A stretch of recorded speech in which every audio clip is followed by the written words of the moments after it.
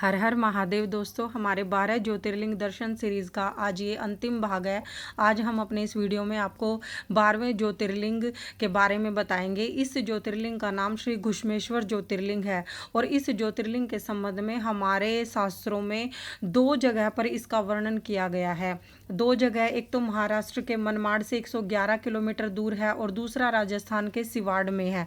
जो राजस्थान के सिवाड़ में ज्योतिर्लिंग है उसी को मूल ज्योतिर्लिंग माना गया है, क्योंकि शिव पुराण में जो कथा आती है कुंड की, और जो भगवान की प्रिय भक्त घुष्मा थी जो उसमें पार्थिव शिवलिंग बहा देती थी, वो शिवलिंग राजस्थान के सिवाड़ के कुंड में ही मिले हैं, जबकि महाराष्ट्र के जो देवगिरी पर्वत का उल्लेख है वहाँ पर नहीं मिले हैं। तो इस तरीके से यह दो तरीके से आप घुश्मेश्वर ज्योतिर्लिंग के दर्शन कर सकते हैं। एक तो महाराष्ट्र के मनमाड़ से 111 किलोमीटर दूर और एक राजस्थान के सिवाड़ में।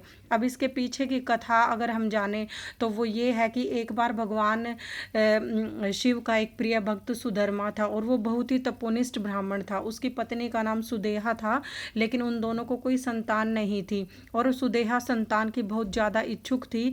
तो उसने अपने पति का दूसरा विवाह अपनी छोटी बहन घुष्मा से करवा दिया। घुष्मा अत्यंत विनीत थी और भगवान शिव की सच्ची हृदय से उपासना करती थी और हर रोज उनका पार्थिव शिवलिंग बनाकर उसको हर रोज एक तालाब में बहा देती थी। तो शिव जी की कृपा से उसको पुत्र रतन की प्राप्ति हुई और फिर उसके जन्म से वो तीनों अत्यंत प्रसन्न हुए। लेकिन जब जैसे ही पुत्र बड़ा होता गया तब सुदेहा के मन में घुष्मा और उसके पुत्र के प्रति कलश की भावना आ गई। तो वो सोचने लगी कि मेरा तो कुछ है ही नहीं यहाँ पर, ये तो सारा सब कुछ जो है घुष्मा का, उसके पति का या उसके पुत्र का ही है। तो एक दिन उसने उसके युवा पुत्र को रात में सोते समय मार डाला और उसके शव को ले जाकर उसी तालाब में फेंक दिया जिसमें घुष्मा प्रतिदिन पार्थिव शिवलिंगों को प्रवाहित किया करती थी।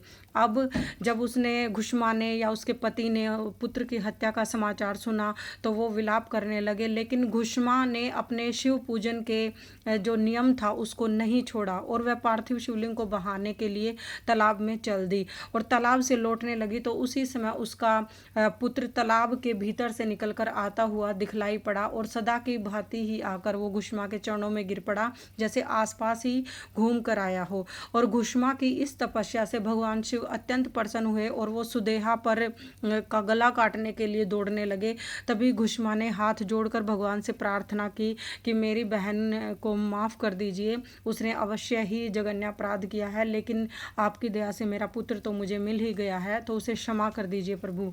तो और उसने फिर एक ये भगवान शिव से आशीर्वाद मांगा कि अगर आप मुझ पर प्रसन्न हैं तो इस जगह के लिए सदा पवित्र कर दीजिए और आप यहीं पर आशीर्वाद स्वरूप लोगों के को देने के लिए यहाँ पर विराजमान हो जाए। तो उस शिव भक्त घुष्मा के आराध्य होने के कारण ही यहाँ के मंदिर का नाम घुश्मेश्वर ज्योतिर्लिंग पड़ा और यह संतान प्राप्ति के लिए विशेष ज्योतिर्लिंग माना जाता है। जिसको अपनी संतान संबंधी कुछ तरक्की चाहिए या संतान चाहिए उसे घुश्मेश्वर महादेव की उपासना करनी चाहिए।